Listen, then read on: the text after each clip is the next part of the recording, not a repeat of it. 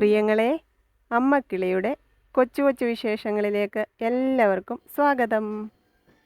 വന്ന് പ്രിയങ്ങളെ, മോനിക്കുട്ടൻ ട്യൂഷനിൽ നിന്ന് വന്നിട്ടില്ല കേട്ടോ. മോനിക്കുട്ടൻ എന്നോട് ഇന്ന് വൈകിട്ട് ഭയങ്കര ദേഷ്യത്തിലായിരിക്കും. കാരണം വേറൊന്നുമല്ല, 2 ദിവസം കൊണ്ട് എന്നോട് പറയാം വീട്ടിലിരുന്ന ഡ്രസ്സ് കുറച്ചെടുത്ത് അമ്മമ്മയോട് കൊണ്ടുവെക്കാനേ. കാരണം സ്കൂളിൽ നിന്ന് വന്ന് കുളിച്ചിട്ടാണ് ട്യൂഷന് പോകുന്നത്. അപ്പം ഡ്രസ്സ് മാറണ്ടേ. ഞാനങ്ങ് മറന്നു പോവാണ് പ്രിയങ്ങളെ. ഇന്ന് എന്നെ വിളിച്ച് ദേഷ്യപ്പെട്ടിട്ടൊക്കെ ഫോൺ വെച്ചതാണ്. അമ്മ പറയുന്നതായിട്ട് ഭയങ്കര ദേഷ്യത്തിലായിരുന്നു. പിന്നെ ഇന്ന് സൂപ്പർ മാർക്കറ്റിലൊന്നും കയറിയില്ല, നേരെ ഇങ്ങനെ പോയിരുന്നു. പാലൊക്കെ ഇരിപ്പുണ്ടായിരുന്നു. പിന്നെ നാളെ ആവട്ടെന്ന് വിചാരിച്ചു. അമ്മ പഴുത്തൊക്കെ കടത്തി പെറുക്കി വെച്ചിട്ടുണ്ടായിരുന്നു. നല്ല മധുരമുള്ള ചക്ക കേട്ടോ, എനിക്ക് വെച്ചേക്കും. അമ്മ മാറ്റി വെച്ചിട്ടുണ്ട്. പിന്നെ എനിക്കൊരു വലിയ കപ്പ് വേണമായിരുന്നു പ്രിയങ്ങളെ, വലിയ കപ്പ്. എനിക്ക് വാഷ് ബേസിനിലൊക്കെ പല്ല് തേക്കുന്നതിനെക്കാട്ടിലും എനിക്ക് ഇഷ്ടം കൂടുതൽ വെളിയിൽ നിന്ന് പല്ല് തേക്കുന്നതാണ്, വെളിയിലെ ടാപ്പിൽ പല്ല് തേക്കുന്നത്. അപ്പം എനിക്കൊരു മഗ് വേണം. രാത്രി വെളിയിലിറങ്ങാൻ പറ്റത്തില്ല, പകൽ ഈ വെട്ടമൊക്കെ കണ്ട് മുറ്റമൊക്കെ ഒന്ന് ചുറ്റി പല്ല് തേക്കുന്നതാണ് ഇഷ്ടം. അതിനെനിക്കൊരു മഗ് വെള്ളം എടുത്ത് വെക്കാൻ വേണം.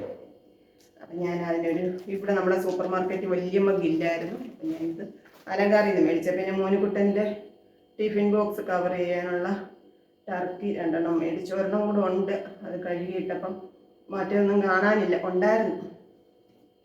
അപ്പോൾ ഇതും കൂടെ വാങ്ങിച്ചു. പിന്നെ 2 ബാറ്ററി വേണമായിരുന്നു, അതും മേടിച്ചു. പിന്നെ അടുക്കളയിൽ അധികം പണികളൊന്നുമില്ല, ചോറും കറികളും ഇരിപ്പുണ്ട്. അപ്പം ഞാൻ വെളിയിൽ 2-3 ചെടികളൊക്കെ കൊണ്ടുവന്ന് വെച്ചിരിക്കുന്നു, അതൊക്കെ ഒന്ന് നടണം. ഇനി നമുക്ക് നമ്മുടെ വീടിന് ചുറ്റും പൂങ്കാവനം ഉണ്ടാക്കണ്ടേ. പിന്നെ പ്രിയങ്ങളൊക്കെ ഒത്തിരി പേര് പറഞ്ഞ് പച്ചക്കറികളൊക്കെ നടണമെന്നില്ല. നടണം പ്രിയങ്ങളെ. മണ്ണിളക്കിയതായതുകൊണ്ട് ഇവിടെയൊക്കെ ഞാൻ വെട്ടിയാൽ കുഴിഞ്ഞു വരത്തില്ല. കാരണം നമ്മളവിടുന്ന് കുറേ മണ്ണെടുത്ത് നല്ല ഉറപ്പായിട്ട് കിടക്കുവാണ്. അപ്പോൾ അതൊക്കെ ആളും പേരും ഒക്കെ ഉണ്ടെങ്കിലേ പറ്റുള്ളൂ. അതായത് ഞായറാഴ്ചയൊക്കെയാണ് മോനുകുട്ടിനെ സോപ്പിട്ടൊക്കെ ചെയ്യാൻ പറ്റും.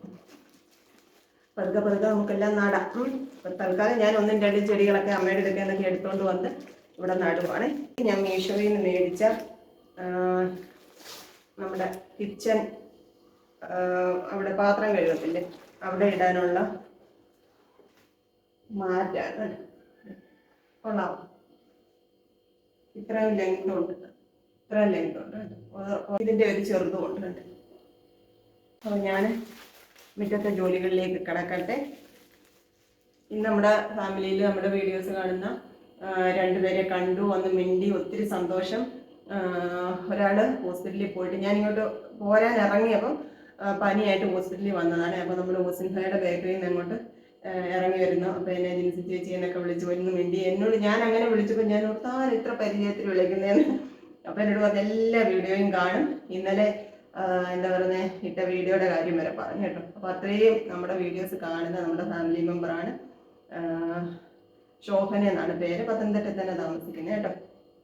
അപ്പം അങ്ങനെ വന്ന് കണ്ടു മിണ്ടുന്ന എൻ്റെ പ്രിയപ്പെട്ടവരോടെല്ലാം നിറയെ സ്നേഹം, ഒരുപാട് സന്തോഷം കേട്ടോ.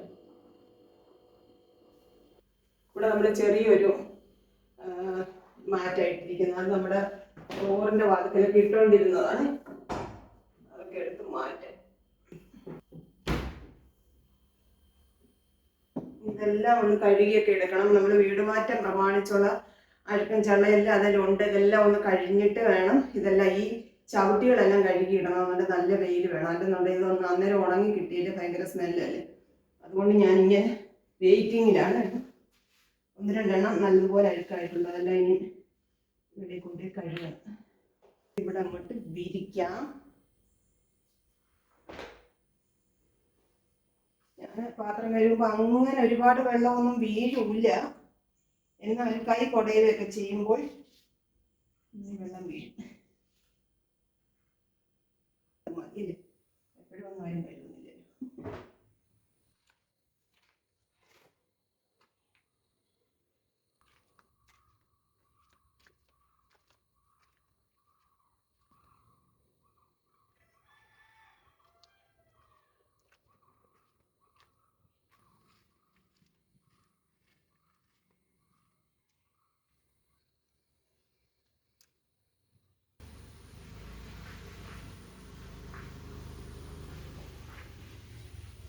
ഒരാൾ ഇതുകൊണ്ട് ട്യൂഷൻ കഴിഞ്ഞ് വരുന്നുണ്ട്.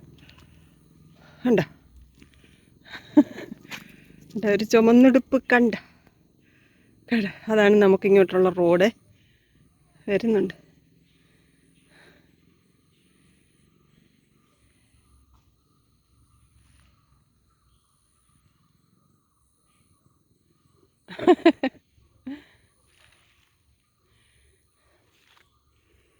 ഇത് കണ്ടിട്ടുണ്ടോ പ്രിയങ്ങളെ? ഇത് നിങ്ങൾക്ക് എന്താണ് ഇത് കാണുമ്പോൾ ഓർമ്മയെന്നൊന്ന് ഷെയർ ചെയ്യണം കേട്ടോ. എൻ്റെ ഓർമ്മയിൽ ഞാൻ ട്യൂഷൻ പഠിക്കാൻ പോകുന്നിടത്ത് ഈ ചെടി ഉണ്ടായിരുന്നേ. ഞങ്ങളിത് നുള്ളി കയ്യിലിങ്ങനെ പ്രസ് ചെയ്യുമ്പോൾ നമ്മുടെ ബ്ലഡിൻ്റെ കളറാണ്. ആ ഇന്ന് അങ്ങും കയറുണ്ടായിരുന്നു, അതുകൊണ്ട് ഇങ്ങ് പോരുന്നു.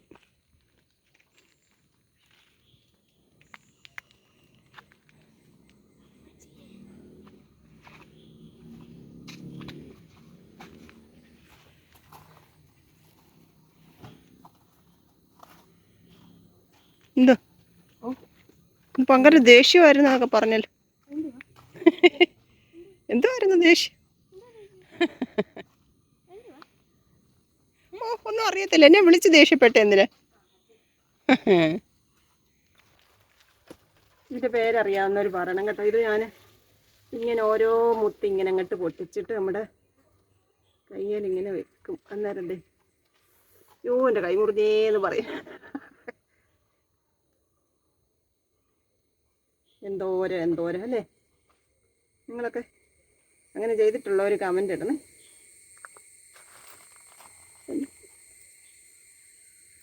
ഇവിടെ ഇഷ്ടം പോലെ നിൽപ്പുണ്ട് നമ്മുടെ ആ വഴിയിലൊക്കെ കേട്ടോ. ഇഷ്ടം പോലെ. ഞാൻ കുറേ പറിച്ച് കളഞ്ഞ്, എന്നാലും വീണ്ടും വീണ്ടും കിളിച്ച് വരുന്നുണ്ട്. കുറച്ച് നേരം അവിടെ നിർത്തിയേക്കാമെന്ന് വിചാരിച്ചു. ചുമ്മാ ഒരു നൊസ്റ്റാൾജിക്കല്ലേ.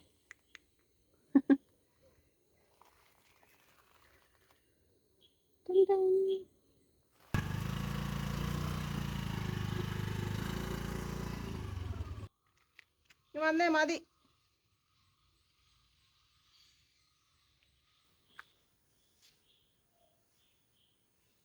നിത്യവിശുദ്ധയാം കന്യാമറിയമേ, നിന്നാമം വാഴ്ത്തപ്പെടട്ടെ.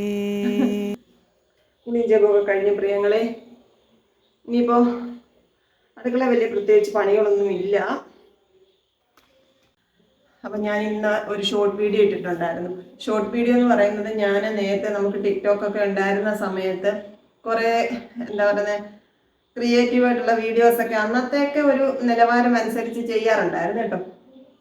അന്ന് പക്ഷേ നമ്മുടെ ഫോണിന് ഇത്രയും ക്ലാരിറ്റിയോ ഇത്ര എഡിറ്റിംഗ് ആപ്ലിക്കേഷനോ ഒന്നുമില്ല. നമ്മൾ ടിക്ടോക്കിൽ വീഡിയോ എടുത്ത് അതിനകത്തുള്ള ടൂളൊക്കെ ഉപയോഗിച്ച് എഡിറ്റ് ചെയ്താണ് അപ്ലോഡ് ചെയ്തുകൊണ്ടിരുന്നത്. അപ്പം അതിൻ്റേതായിട്ടുള്ള പോരായ്മകളൊക്കെ ഉണ്ട്. പക്ഷേ ചില വീഡിയോസൊക്കെ അന്ന് ചെയ്തത് ഇന്നും ഞാൻ എൻ്റെ ഫോണിൽ സൂക്ഷിച്ച് വെച്ചിട്ടുണ്ട്. ചിലത് മാത്രം എനിക്ക് കാണുമ്പോൾ ചിരി വരും കേട്ടോ. അപ്പോൾ അങ്ങനെ ചെയ്തിരുന്ന ഒരു വീഡിയോ ഞാൻ ഇന്ന് യൂട്യൂബിലും ഫേസ്ബുക്കിലും ഒക്കെ അപ്ലോഡ് ചെയ്തിട്ടുണ്ട്.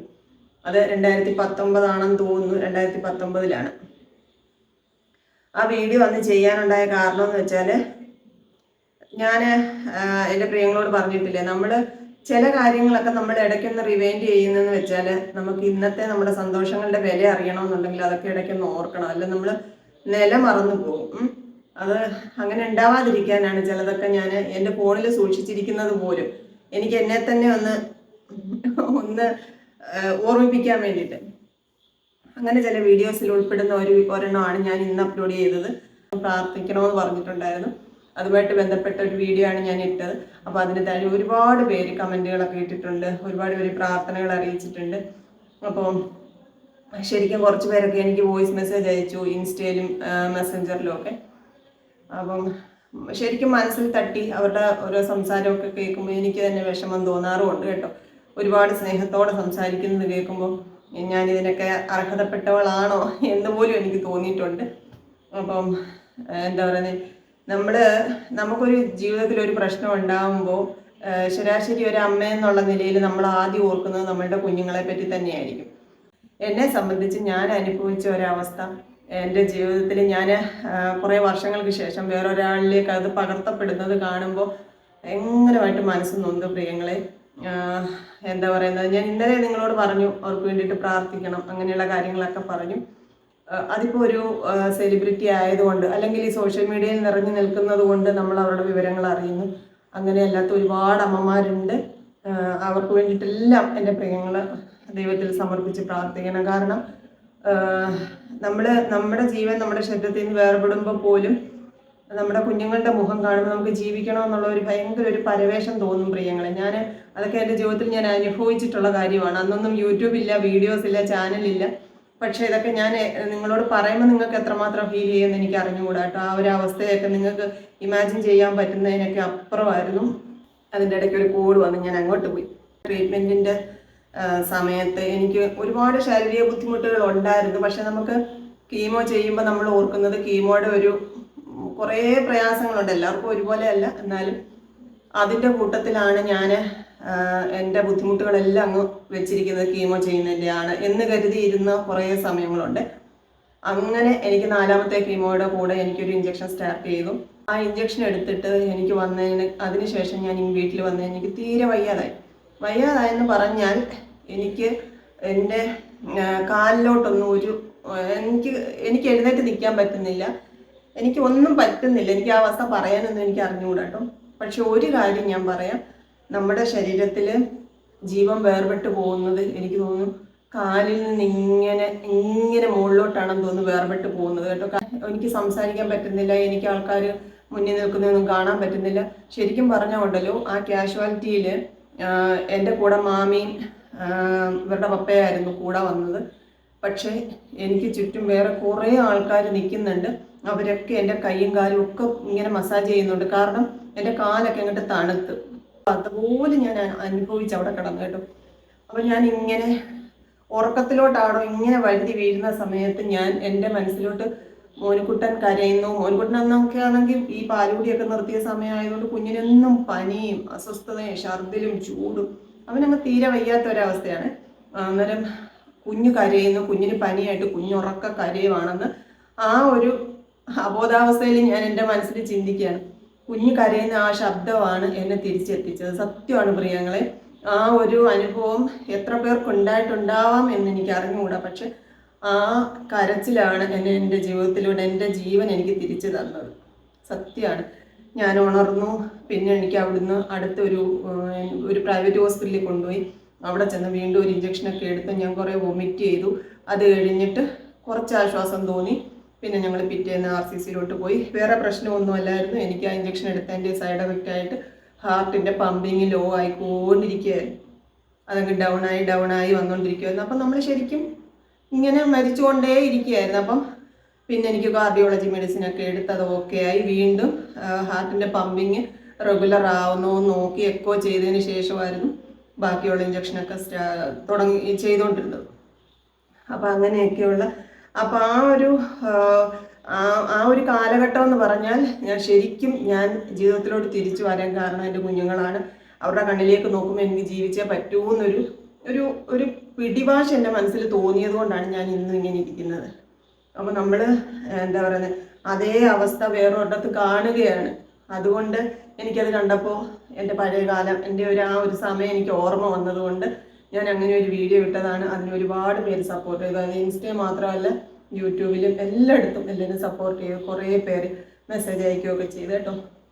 അപ്പോൾ നമ്മുടെ ജീവിതം കൊണ്ട് നമുക്ക് എന്താണ്, ഒരാൾക്ക് സാമ്പത്തികമായിട്ട് നമുക്കൊന്നും കൊടുക്കാൻ പറ്റിയില്ലെങ്കിൽ ഒരു നല്ല വാക്കോ ഒരു ശുഭപ്രതീക്ഷയോ എന്തെങ്കിലും ഒന്ന് കൊടുക്കാൻ പറ്റിയാൽ അത് നമുക്ക് ജീവിതത്തിൽ ഏറ്റവും വലിയൊരു കാര്യമാണ് പ്രിയങ്ങളെ.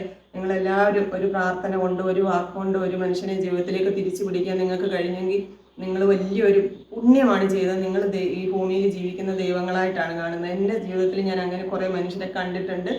ഞാൻ പറഞ്ഞില്ലേ, നിസാരം, ഞാൻ ആ കാഷ്വാലിറ്റിയിൽ മരിക്കാൻ ഇങ്ങനെ പിടഞ്ഞുകൊണ്ടിരിക്കുന്ന ആ സമയത്തും എൻ്റെ കാലിങ്ങനെ തണുത്തിട്ട് ഇങ്ങനെ മസാജ് ചെയ്ത്, അതൊരു പേഷ്യൻറ്റിനെയും കൊണ്ട് വന്ന ഒരു ഓട്ടോ ഡ്രൈവറാണ്.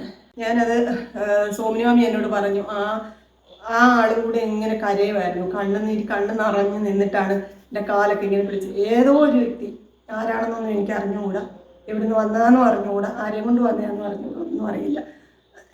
അപ്പം അങ്ങനെ കുറേ മനുഷ്യരെ വാക്കുകൊണ്ടും പ്രവൃത്തി കൊണ്ടും എൻ്റെ ജീവിതത്തിൽ ഞാൻ ദൈവങ്ങളെ പോലെ എൻ്റെ മുന്നിൽ അവതരിച്ചവരുണ്ട്.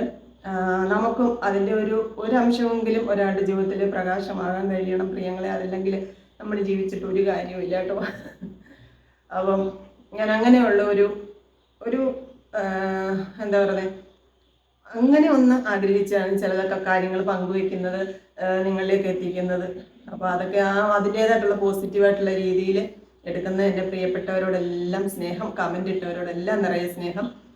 നമുക്ക് ദിവസം 24 മണിക്കൂറുണ്ട്, അതിലൊരു 2 മിനിറ്റ് ഇങ്ങനെയുള്ള രോഗം വന്നവർക്ക് വേണ്ടിയിട്ടും കുഞ്ഞുങ്ങളുമായിട്ട് ജീവിതത്തോട് പോരാടുന്നവർക്ക് വേണ്ടിയിട്ടുമൊക്കെ പ്രാർത്ഥിക്കണം. കാരണം കുഞ്ഞുങ്ങൾ അനാഥരാവുക എന്ന് പറയുന്നത് ലോകത്തിലെ ഏറ്റവും വലിയൊരു സങ്കടം തന്നെയാണ്. അത് നമുക്ക് കുറച്ച് പ്രായമായി കഴിഞ്ഞാൽ ആരുമില്ലെന്നൊക്കെ പറഞ്ഞാലും സാരമില്ല. നമുക്ക് കൈയും കാലും കൊണ്ട് നമുക്ക് എന്തെങ്കിലും എടുത്ത് കഴിക്കാം, അല്ലെങ്കിൽ കഷ്ടപ്പെട്ട് ഭക്ഷണം ഉണ്ടാക്കി കഴിക്കാം, എന്തെങ്കിലുമൊക്കെ ചെയ്ത് ജീവിക്കാം. പക്ഷെ കുഞ്ഞുങ്ങളാണെങ്കിലും ഒരു കുഞ്ഞുങ്ങളും ഈ ഭൂമിയിൽ അനാഥരാകാതിരിക്കട്ടെ എന്ന് മാത്രമാണ് പ്രാർത്ഥന. ദൈവമേ കേട്ടോ. അപ്പം ഞാൻ നമ്മൾ ചോറ് ചൂടാക്കാം. നമുക്ക് മീൻകറിയും തീയലും ഇരിപ്പുണ്ട്, മോരുകറിയുണ്ട്. ഞാൻ പ്രത്യേകിച്ച് അതുകൊണ്ട് ഇതൊന്നും വെച്ചില്ല. നമുക്കുള്ളതും കൂട്ടി അങ്ങോട്ട് കഴിക്കാം.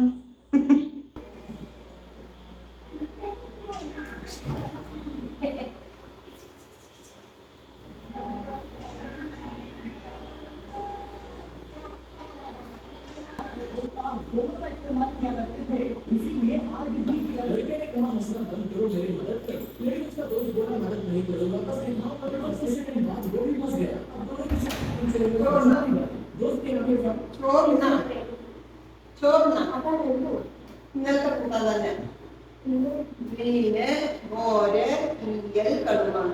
കടുമാങ്ങ കൂട്ടിയോ അമ്മ ഇട്ട്? അമ്മ കടുമാങ്ങ ഇട്ടായിരുന്നു, കൂട്ടിയോ?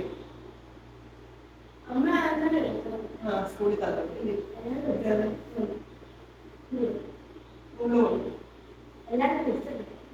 കടുമാങ്ങ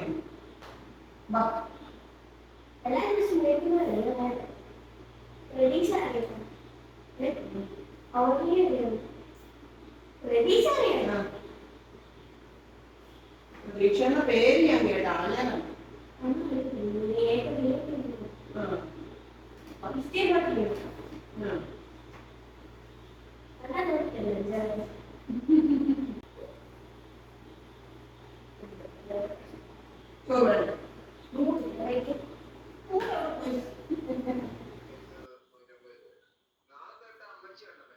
അമ്മച്ചി വന്നോ?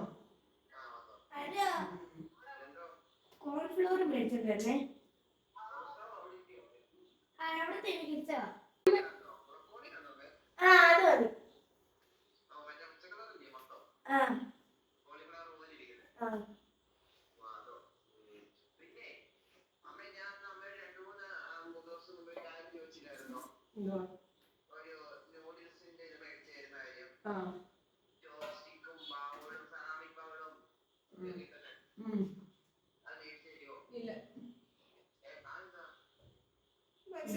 അത് മതി. എനിക്കോടി കിട്ടും. പറയാം. ഓ പറയാനും പോകുന്നില്ല. ബ്രോക്കോളി മേടിച്ചിട്ടല്ലേ?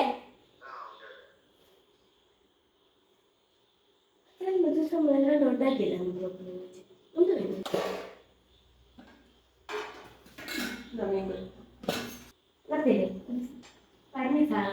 മോരിയോറി എവിടെ ഇരിപ്പുണ്ട്?